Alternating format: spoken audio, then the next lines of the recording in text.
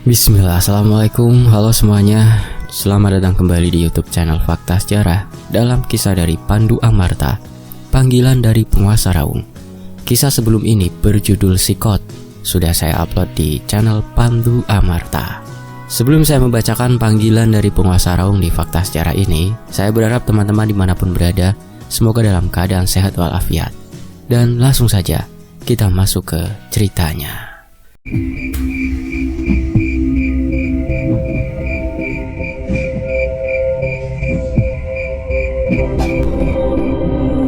Semenjak Rama pulang dari desa Tegal Arum, dia selalu mendapatkan mimpi yang aneh.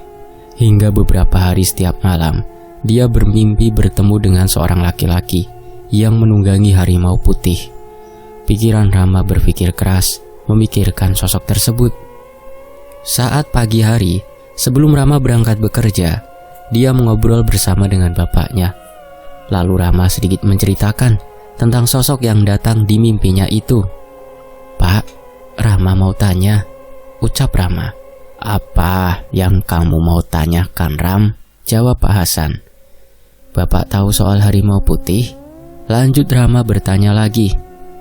"Bapak kurang tahu kalau soal harimau putih. Tapi Bapak pernah dengar tentang kerajaan gaib Macan Putih," terang Pak Hasan. "Kerajaan gaib, Pak?" Rama terkejut. Tapi sebelum Pak Hasan menjelaskan soal kerajaan gaib tersebut, Sukma telah memanggil Rama dari arah dapur. "Mas, ini sarapan dan bekalnya sudah siap." "Iya, sebentar ya," jawab Rama juga teriak. "Wes Ram, sudah kamu sarapan dulu aja dan terus berangkat kerja. Nanti kita lanjutkan tentang hal kerajaan itu," terang Pak Hasan. Rama pun menyetujui apa yang diucapkan bapaknya tersebut, dan dia segera menghampiri istrinya yang masih berada di dapur. "Kamu ada apa, Thomas? Kok mukai kusut gitu?" Sukma bertanya. "Ndak apa-apa kok, Dek, lagi capek aja," jawab Rama dengan nada yang malas. "Ya udah kalau nggak ada apa-apa, ini sarapan dulu dan ini nanti di bawah, jangan sampai lupa," kata Sukma, dan menaruh sebuah kotak nasi yang sudah berisi lengkap nasi dan lauknya. Kotak nasi itu untuk bekal Rama. Sekitar pukul 7.30, Rama berangkat menuju ke tempat kerjanya. Di perjalanan Rama selalu disuguhi dengan pemandangan yang sangat indah. Ya, betul sekali. Dari arah utara, mata Rama selalu dimanjakan oleh pemandangan beberapa gunung. Terkadang gunung-gunung itu tidak terlihat karena tertutup awan, dan terkadang terlihat begitu indah. Tapi pagi itu, Rama mendapatkan pandangan yang aneh. Pandangan Rama tidak bisa lepas dari salah satu gunung yang paling besar. Pandangan Rama seperti melihat bayangan seorang laki-laki yang begitu gagah, dan seolah gunung itu memanggil-manggil Rama untuk datang ke sana. Tapi Rama hanya berpikir jika itu hanyalah halusinasinya saja. Dia pun terus melanjutkan perjalanannya. Dengan pelan-pelan, Rama mengendarai sepeda motor kesayangannya. Suara dari knalpotnya yang begitu khas dan asap yang selalu identik menghiasi jalan saat sepedanya Rama lewat. Di dekat sungai kecil, Rama membelokkan setir motornya dan dia parkirkan sepedanya di tempat yang sudah disediakan. Benar, itu adalah tempat kerja Rama, sebuah bengkel kecil, tapi bengkel itu penuh dengan mobil. Ya, meskipun tempat kerja Rama biasa saja, tapi pelanggan di bengkel Rama sudah sangat banyak sekali. Perjalanan dari rumah ke bengkel sekitar 30 menit. Rama segera ganti pakaian dan dia mulai bekerja. Singkat cerita, waktu istirahat siang telah tiba. Pukul 12 siang Rama beristirahat. Dia makan bekal dari istrinya tadi. Ada seorang pelanggan bengkel yang nunggu mobilnya dikerjakan. Saat istirahat, Rama mengobrol dengannya. Entah kenapa, tiba-tiba orang tersebut menceritakan sesuatu kepada Rama. Masnya apa pernah dengar tentang kerajaan gaib di lereng gunung?" Orang tersebut memulai obrolan. "Kerajaan gaib?" jawab Rama sambil berpikir. "Iya Mas, kerajaan gaib. Dulu waktu kecil saya pernah diceritain tentang kerajaan gaib itu sama Simbah saya, Mas." ucap orang tersebut. Di mana tempatnya itu mas? Tanyaku penasaran. Katanya dulu itu di wilayah tempat tinggal kita ini ada sebuah kerajaan. Nama dari kerajaan itu adalah Kerajaan Macan Putih, yang dimana kerajaan itu dipimpin oleh seorang petapa dan seekor harimau putih. Rama tersedak saat mendengar seekor harimau putih. Dia teringat dengan sosok yang ada di dalam mimpinya. Entah itu kebetulan atau tidak. Terus, siapa sosok pemimpin kerajaan itu mas? Tanyaku memastikan. Wah, saya lupa ya mas. Siapa nama raja itu? Tapi katanya kerajaan itu masih ada sampai sekarang kok mas. Jelasnya. Apa ada cerita lagi tentang kerajaan? Apa tadi mas Kerajaan Macan Putih? Ucap Rama semakin intens. Iya mas, betul itu namanya. Dan katanya pemimpinnya itu adalah suami dari Ratu Pantai Selatan. Maksudnya Nyi Roro Kidul mas, ucap Rama memastikan. Benar mas. Kelihatannya mas ini tertarik dengan ceritanya itu ya mas, jawab orang tersebut. Rama tidak menjawab, tapi dia seperti sedang memikirkan sesuatu. Bahkan dia sampai berhenti makan. Jika yang dikatakannya itu benar, mungkin aku bisa mencari solusi untuk membantu Keraton Pantai Selatan di bulan purnama nanti, ucap Rama dalam hati. Karena Rama diam dan melamun lama, orang tersebut mencoba menepuk pundaknya. Mas, ada apa kenapa tiba-tiba ngelamun? Tanya orang tersebut. Mas ini bikin kaget aja, sahut Rama. Mas, namanya mas siapa ini? Tanya Rama. Saya Andi mas, jawabnya singkat. Mas, apa ada orang yang bisa menjelaskan secara detail tentang kerajaan tersebut? Soalnya saya suka tentang sejarah-sejarah seperti itu, tanya Rama. Orang yang bernama Andi tersebut langsung berpikir, seperti sedang mengingat-ingat seseorang yang bisa menceritakan kepada Rama tentang kerajaan gaib Macan Putih tersebut. Cukup lama Andi berpikir, dan tiba-tiba dia tersenyum tipis. Tatapan matanya mengarah kepada Rama. Kenapa mas? Kok tiba-tiba senyum seperti itu? Kata Rama. Aku ingat mas. Ada seseorang yang bisa menceritakan tentang kerajaan itu, jawab Andi. Siapa dia mas? Rama sangat penasaran. Tetanggaku mas. Orangnya itu sudah lumayan sepuh, dan dia juga termasuk orang yang paham dengan hal-hal gaib, jelas Andi. Terima kasih mas. Saya boleh minta alamat rumahnya mas? Pinta Rama. Datang saja ke rumah saya mas. Nanti saya anterin ke rumah beliau. Waktu istirahat Rama sudah selesai dan dia mulai bekerja lagi. Hingga waktu bekerja telah selesai. Saat itu juga Rama langsung menuju ke rumah Andi. Karena Andi sudah lama menjadi langganan bengkel dan Rama juga sudah sering mengantar mobil ke rumahnya, jadi dia langsung menuju rumah Andi. Kula nuwun, ucap Rama. Iya bentar.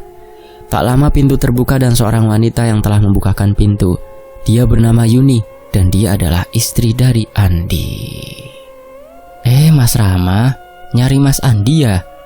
Ucap wanita tersebut. Iya mbak, Mas Andinya ada mbak. Waduh, belum pulang ya mas? Bentar coba tak telepon dulu, kata Yuni yang langsung masuk ke dalam rumah lagi. Rama menunggu dan duduk di depan teras rumahnya. Belum sempat Yuni kembali keluar, tiba-tiba ada mobil datang dan parkir tepat di depan Rama duduk.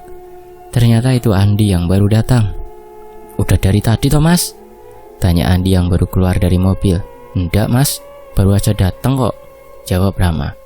Ya udah mas, bentar yo, tak naruh kunci mobil dulu, ucap Andi yang langsung masuk ke dalam rumahnya. Sambil menunggu, Rama mengamati halaman rumah Andi yang lumayan cukup luas. Dia melihat sebuah benda yang seperti di pura. Di benda tersebut ada bunga dan bekas dupa. Apakah Mas Andi Hindu ya? Geming lirih Rama.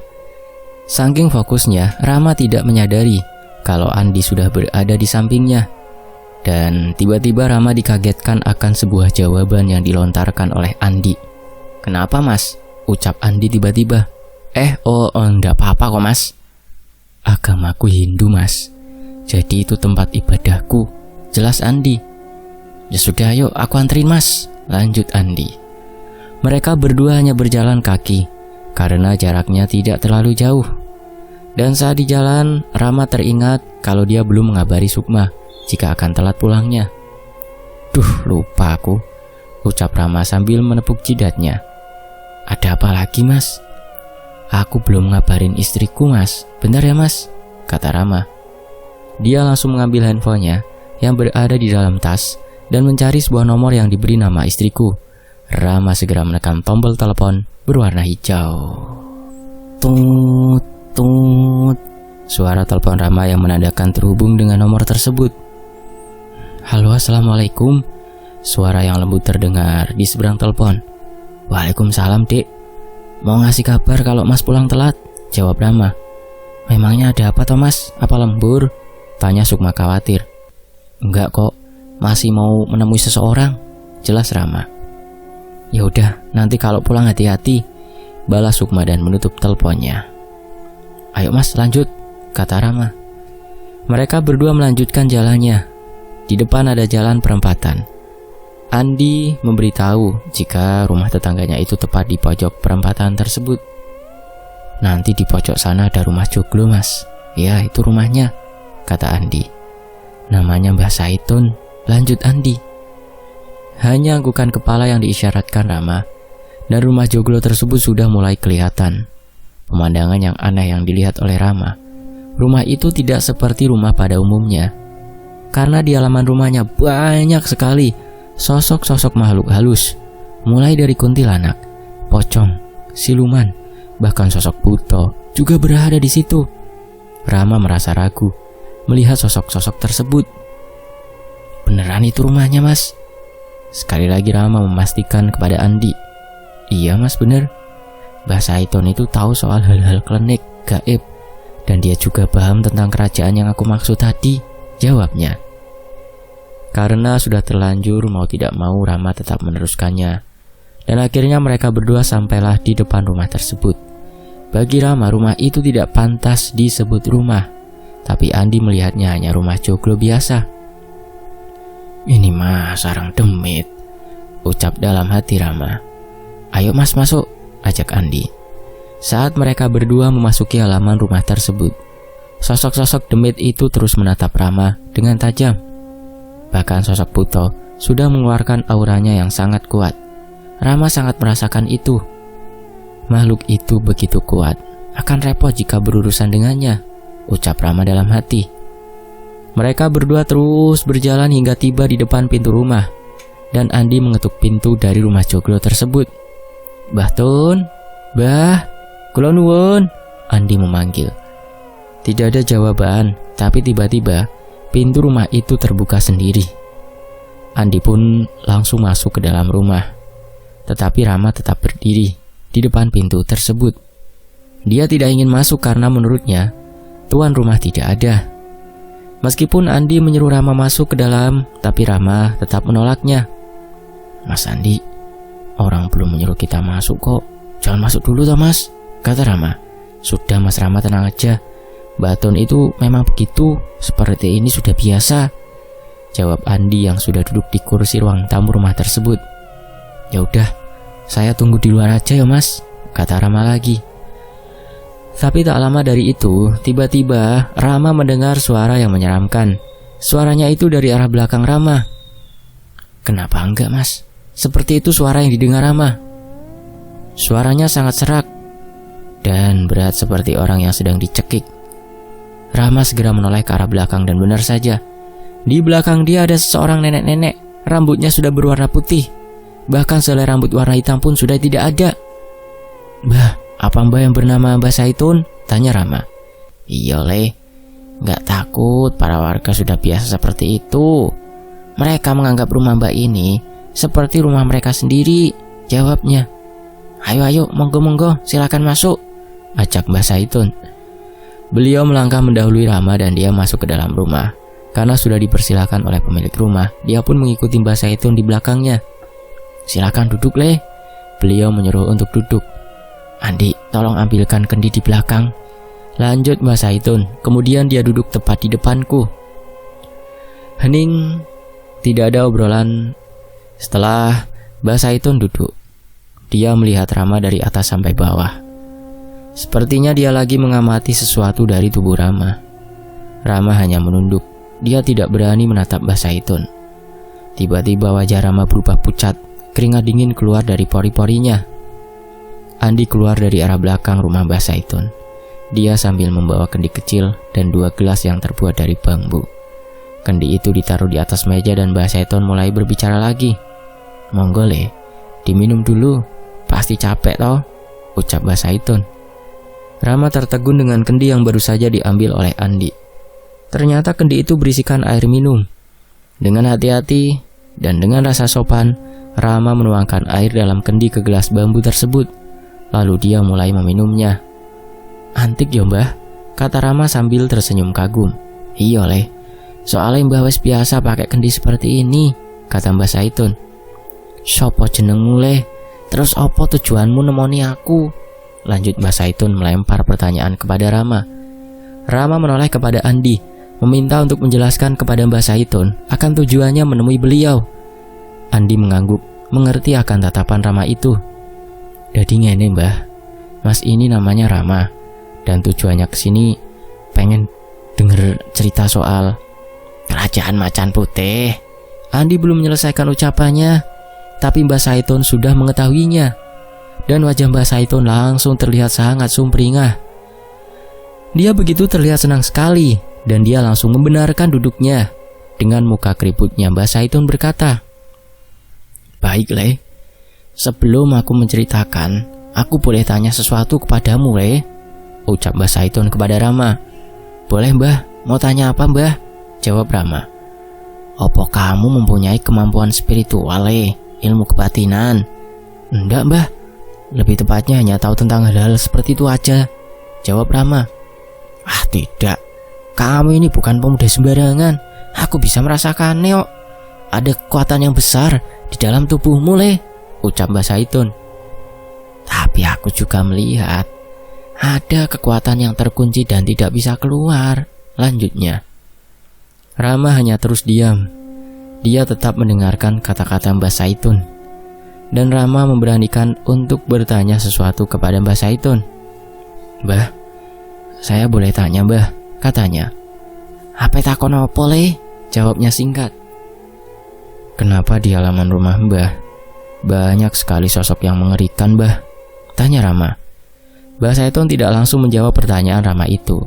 Dia malah senyum-senyum kecil sambil memainkan rambutnya.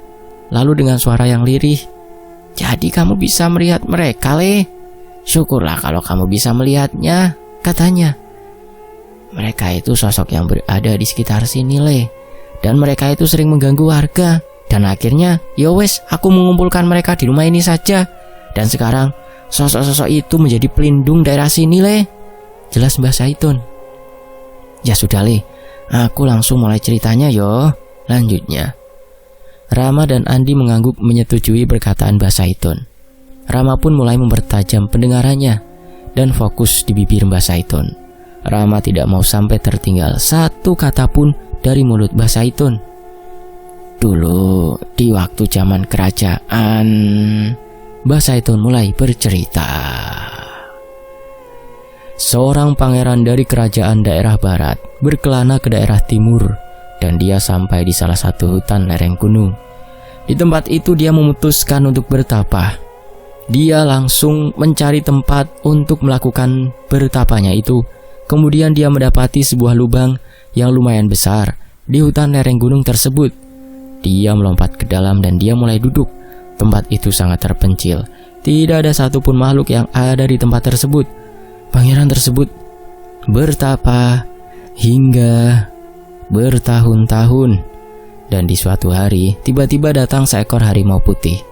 Harimau tersebut melihat pangeran yang bertapa tersebut bukannya mengganggu atau pergi.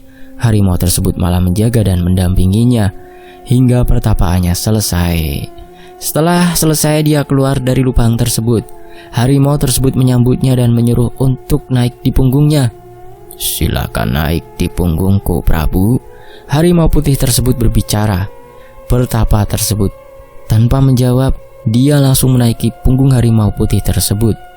Harimau putih itu berjalan menuju ke pemukiman penduduk. Dan di saat itulah petapa tersebut menamai tempat itu menjadi wilayah Macan Putih.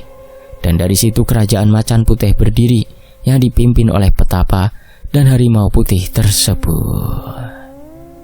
Begitu ceritanya, Le, ucap Mbah Saitun. Bah, siapa nama petapa tersebut, Bah? Tanya Rama. Dia bernama Prabu. Belum selesai Mbah Saitun mengucapkan perkataannya, tiba-tiba terdengar suara dari corong masjid yang menggema. Ya, itu sudah menandakan bahwa waktu maghrib telah tiba. Di antara kami semua tidak ada yang bersuara. Kami mendengarkan suara azan tersebut sampai selesai. Le, silakan melakukan kewajibanmu dulu, kata Mbah Saitun. Iya Mbah, kata Rama yang langsung ingin keluar untuk pergi ke musola. Tapi tiba-tiba Mbah Saitun menghentikan Rama. Dia menyuruh Rama untuk melakukannya di rumahnya saja. Lakukan saja di sini, Le. Biar tempatnya aku yang menyiapkan, kata Mbah Saitun. Dia bangkit dari duduknya. Dia berjalan ke salah satu ruangan. Sedikit agak lama dan kemudian dia keluar lagi sambil berucap memberitahu kepada Rama. Le, sudah siap tempatnya, Le. Untuk ambil wudhunya di situ ya, kata Mbah Saitun lagi. Rama segera keluar dan ambil air untuk menyucikan tubuhnya. Dan dia segera masuk ke dalam kamar yang sudah disiapkan oleh Mbah Saitun. Ketika Rama sudah ada di dalam ruangan, ada sesuatu yang membuat Rama merinding. Bahkan Rama sampai mual-mual. Di dalam ruangan tersebut, Rama mencium bau yang sangat busuk dan suasana yang panas. Tapi Rama tetap melakukan kewajibannya di dalam ruangan tersebut. Meskipun sambil menahan rasa mual, Rama tetap berusaha untuk khusyuk melakukannya. Ketika Rama mulai membaca bacaan ayat-ayat suci, telinganya mendengar suara-suara yang aneh. Suara itu entah dari mana, tetapi yang jelas, suara itu begitu memilukan. Ada suara seorang wanita yang meminta tolong. Ada juga suara yang marah, dia mengusir Rama. Bahkan ada juga suara erangan, seolah suara-suara itu tidak suka atas keberadaan Rama. Rama mengabaikan suara-suara tersebut dan dia segera menyelesaikan kewajibannya. Di saat Rama sudah selesai dan dia ingin keluar dari ruangan tersebut, tiba-tiba ada kepala manusia yang jatuh tepat di depannya. Karena kaget, Rama menangkap kepala tersebut. Ketika Rama melihatnya, matanya melotot dan mulutnya meringis tersenyum.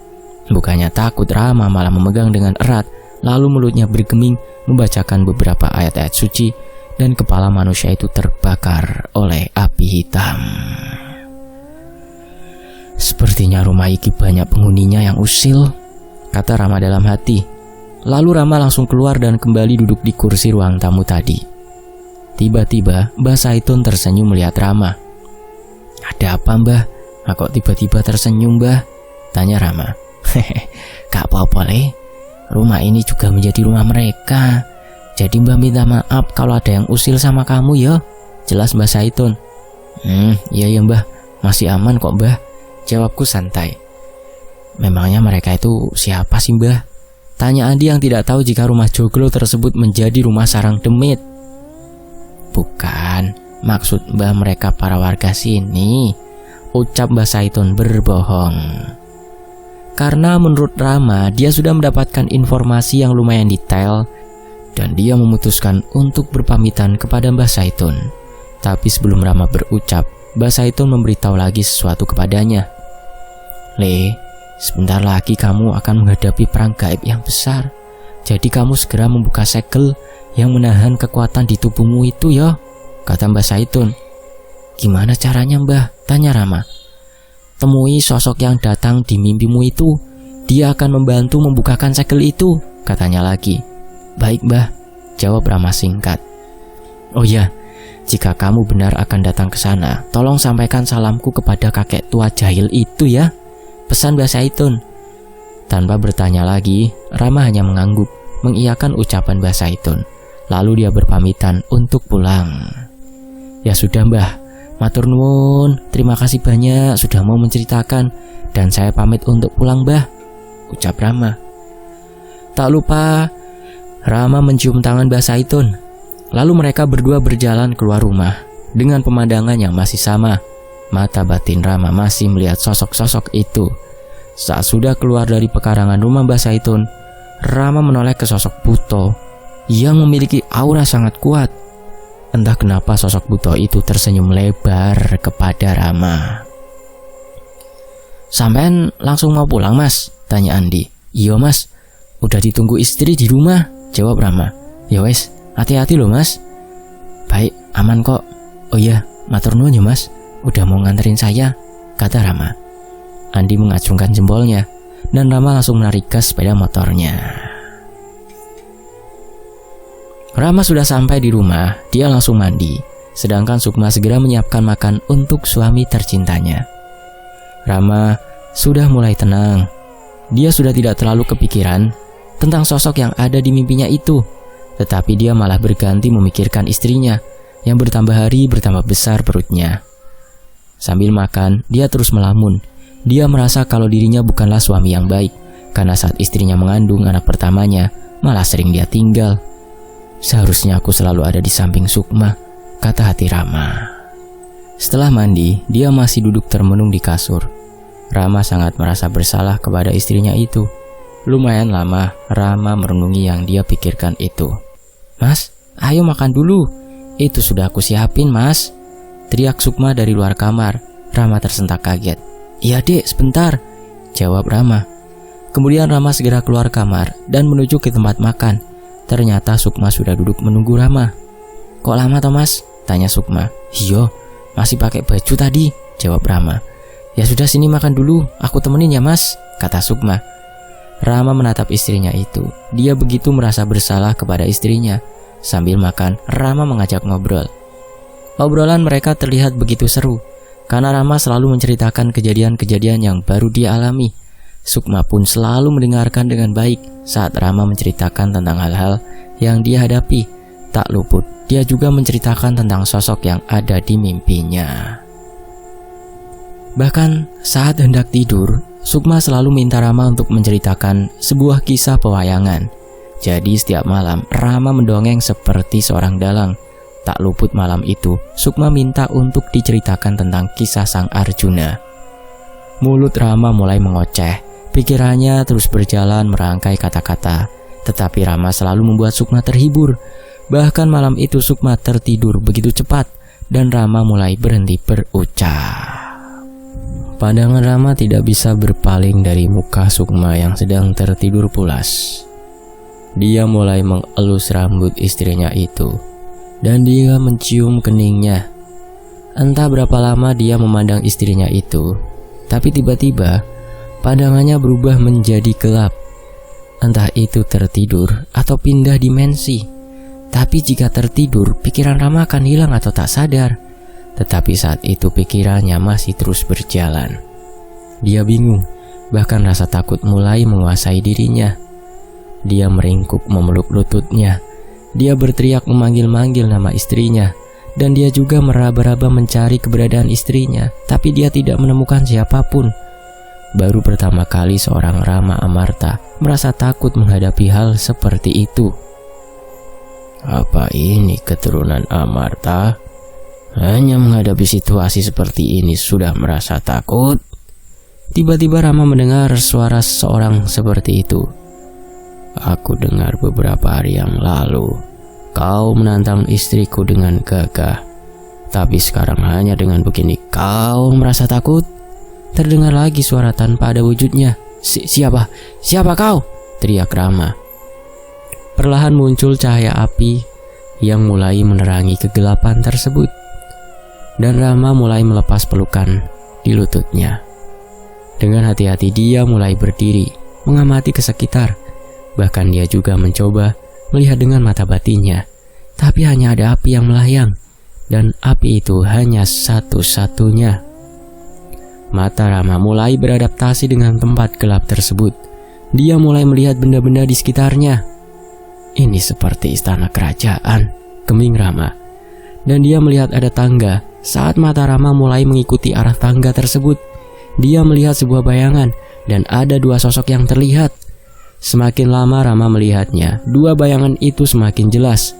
Benar, dua sosok tersebut adalah sosok yang selalu datang di mimpi Rama. "Selamat datang keturunan Daryo Amarta," ucap sosok laki-laki itu. Suaranya sangat berwibawa. Dia mulai berjalan menuruni tangga dan diikuti sosok harimau yang berwarna putih di belakangnya. Semakin sosok itu mendekat, Rama semakin menunduk. Dia tidak mampu untuk menatap wajah sosok tersebut. "Aku tahu kau telah menantang istriku, tapi itu tidak masalah. Dan istriku hanya diam karena tahu kau bukanlah manusia sembarangan. Dan saat di bulan purnama nanti, istriku membutuhkan kekuatanmu untuk membantunya," kata sosok laki-laki itu. Dan yang dimaksud dari istri dari sosok lelaki itu adalah Nyi Roro Kidul. Kisahnya sudah saya bacakan dalam judul Geger Segoro Kidul. Nanti linknya ada di deskripsi ya. Kita lanjut. "Maaf Tuan, Anda ini sebenarnya siapa?" tanya Rama. "Belum saatnya aku memberitahumu siapa diriku," jawabnya. "Dan siapa istrimu itu Tuan?" tanya Rama lagi. Bukannya menjawab, sosok itu malah langsung menyerang Rama, tapi Rama bisa menghindari serangan tersebut. "Apa salah saya Tuan? Kenapa Anda tiba-tiba menyerang saya?" ucap Rama tak terima. "Aku ingin tahu seberapa kekuatanmu itu hingga kau berani menantang istriku," ucapnya dengan tegas. Tapi anehnya, sosok harimau putih itu malah duduk dan tersenyum melihatnya. Laki-laki itu kembali menyerang Rama, tapi Rama tahu jika serangan itu bukanlah serangan yang serius. Rama hanya menghindar, dia tidak balik menyerang. Meskipun tidak serius, lama-kelamaan Rama kewalahan juga. Dan ada satu pukulan yang hampir telak mengenai kepala Rama. Pukulan itu sudah tepat di depan wajah Rama. Tapi tiba-tiba tangan laki-laki yang tadinya mengepal berubah malah mengganti mengelus kepala Rama. Rama terheran, kenapa tiba-tiba berubah? Dan sosok itu kembali berbicara lagi, dan kata-katanya yang membuat Rama tambah penasaran. "Rama, aku tahu di tubuhmu menyimpan kekuatan yang begitu kuat. Dan aku tahu kekuatan itu berasal dari zaman yang berbeda. Tapi untuk menggunakan kekuatan itu, kamu harus berlatih bersamaku dan akan aku beritahu mantra untuk menggunakan kekuatan itu." Tapi ucapnya berhenti. Tapi apa Tuan? tanya Rama. "Kau harus datang di kerajaanku, dan di situ aku akan melatih dan memberimu sesuatu," ucapnya. Setelah berucap, laki-laki tersebut kembali naik ke atas tangga, dan harimau putih itu langsung berdiri dan mengikuti sosok laki-laki tersebut menaiki tangga. Laki-laki tersebut duduk di sebuah kursi singgasana, dan harimau putih juga duduk di samping singgasananya. Dia kembali berucap kepada Rama, "Jangan kaget, ini semua hanya gambaran, karena aku datang di bawah alam sadarmu," ucapnya. "Dan aku tunggu kedatanganmu Rama. Sekarang buka matamu," lanjutnya. Ternyata saat Rama membuka matanya, dia masih tetap berada di atas tempat tidur. Karena setelah kejadian itu Rama tidak bisa tidur, dan akhirnya dia memutuskan untuk membuat kopi. Dan dia meminum kopi tersebut di teras rumah dan ditemani dengan sebatang rokok kretek. Entah malam itu pukul berapa. Ternyata dingin juga malam ini, geming Rama. Rama mulai menyeruput kopinya. Rasa pahit lebih dominan daripada rasa manisnya. Ya, karena Rama tidak suka dengan kopi yang terlalu manis. Saat hendak meminum kopi lagi, Rama mendengar sesuatu. "Suara opo iku? Uduk suara sembarangan iki. Bukan sosok sembarangan," kata Rama. "Lek iso, kalau bisa, tembus pagar gaiku," lanjut Rama. Dan benar saja, setelah Rama berucap seperti itu, sosoknya menampakkan diri. Sosok buto yang memiliki badan begitu besar. Bahkan tinggi badannya setara dengan rumah. Meskipun Rama sudah melihat wujud buto tersebut, dia tetap tenang, tidak menandakan ketakutan sama sekali. Sangat berbeda dengan kejadian tadi. Entah ada apa dengan Rama ini. Malah Rama menantang sosok buto tersebut. Aku tahu kamu. Kamu buto yang ada di rumah Mbak Saiton tadi toh? Rama berucap dengan batin.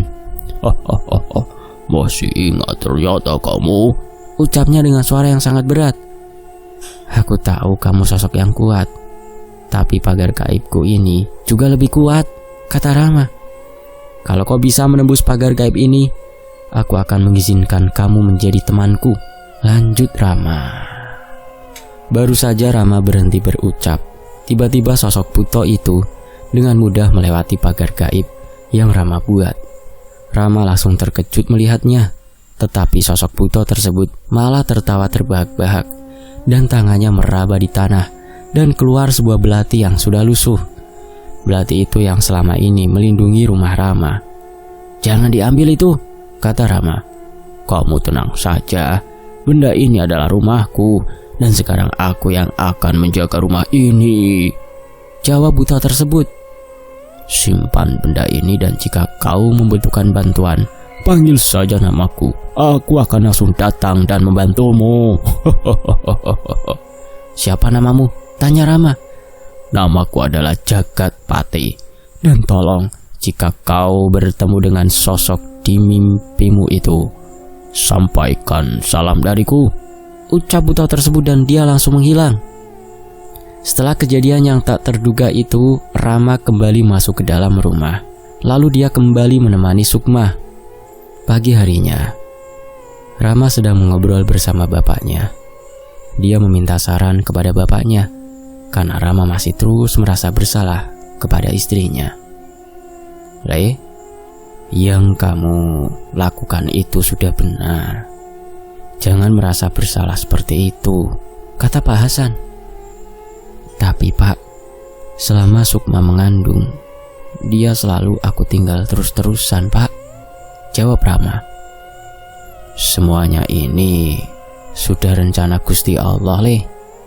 Jalani tugasmu, dan Bapak yakin istrimu juga bisa mengerti, kata Pak Hasan. Wes, sudah Le, kamu yang tenang yo. Toh masih ada Bapak dan Ibu yang selalu menjaga istrimu, Sukma, lanjut Pak Hasan. Pak Hasan selalu memberi wejangan kepada Rama, dan dia juga tahu jika Rama akan menghadapi sebuah pertempuran yang sangat luar biasa besar, dan Rama juga harus mempersiapkan dirinya untuk pertempuran tersebut. Karena pertempuran tersebut akan menyangkut keseimbangan alam, terutama di Pulau Tanah Jawa. Maka dari itu Rama harus berlatih dan membuka segel di tubuhnya supaya dia bisa menggunakan kekuatannya dengan penuh maksimal. Cara satu-satunya Rama harus datang ke Gunung Raung. Kebetulan salah satu sahabat Rama yang bernama Aldi, dia akan membantu salah satu rombongan menjadi guide mendaki di Gunung Raung, dan Rama dimintai tolong untuk menemani Aldi. Mas, ini bekalnya jangan sampai lupa yo, ucap Sukma. Iya dek, siap, matur nuwun ya, jawab Rama. Dan pagi itu Rama berangkat bekerja kembali seperti rutinitasnya, berangkat ke bengkel mobil. Apa yang akan Rama temui di pendakiannya di Gunung Raung? Siapa sosok yang selalu muncul di mimpi Rama? Dan kekuatan seperti apa yang tersegel di tubuh Rama? Dari beberapa pertanyaan itu akan terungkap saat Rama sudah berada di Gunung Raung. Dan itu sudah saya bacakan dalam judul Gerbang Gaib Gunung Raung di channel YouTube Pandu Amarta. Dan singkat cerita, pada sore hari saat Rama baru pulang bekerja, Jagatpati buto itu muncul di samping rumah Rama dan dia berkata, Rama Amarta, aku suka berada di dekatmu. Apa yang kau suka dariku? Aku hanya manusia biasa, jawab Rama cuek. Jagatpati tertawa dan menghilang. Siapa sosok Jagatpati itu? Selesai. Demikianlah sebuah kisah, semoga terhibur. Untuk kisah sebelumnya berjudul Sikot, nanti linknya ada di deskripsi ya. Dan untuk kelanjutannya Gerbang Gaib Gunung Raung. Juga nanti saya sertakan di kolom deskripsi linknya ya. Kedua judul tersebut sudah saya upload di channel YouTube Pandu Amarta. Terima kasih semuanya. Terima kasih Mas Pandu, terima kasih teman-teman yang sudah menyimak hingga selesai. Fakta Sejarah pamit undur diri. Wassalamualaikum warahmatullahi wabarakatuh. Tetap di Fakta Sejarah. Sampai jumpa di kisah berikutnya.